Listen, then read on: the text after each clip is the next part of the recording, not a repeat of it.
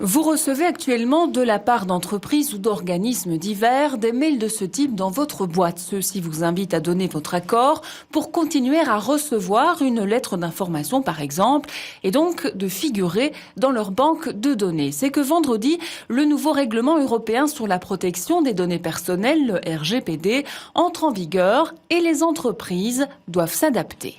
Alors oui, parce que sur chaque site internet, il y a des bases de données derrière. Quand vous demandez un devis, un contact ou vous inscrivez à une newsletter, il y a automatiquement des données qui sont générées. Et donc oui, donc qu'est-ce que ça implique? Ça implique qu'on doit davantage aujourd'hui informer le consommateur final, lui demander son consentement sur ce qu'il va être réalisé avec ces données et sur la façon dont on va gérer ces données.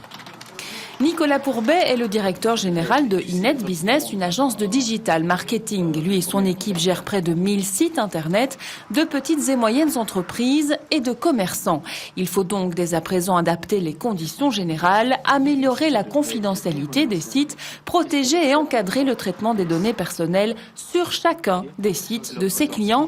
Et c'est un fameux boulot. On a 12 personnes aujourd'hui en production qui, depuis la semaine dernière, travaillent quasiment exclusivement sur ce GDPR. Pour vos clients, mais il a fallu travailler pour vous aussi. Ah oui, moi personnellement depuis le début de l'année, ça me demande plus ou moins un demi-jour par semaine de mettre à jour notre entreprise par rapport à cette réglementation et en même temps de structurer un peu qu'est-ce qu'on va proposer à nos clients pour les mettre en ordre.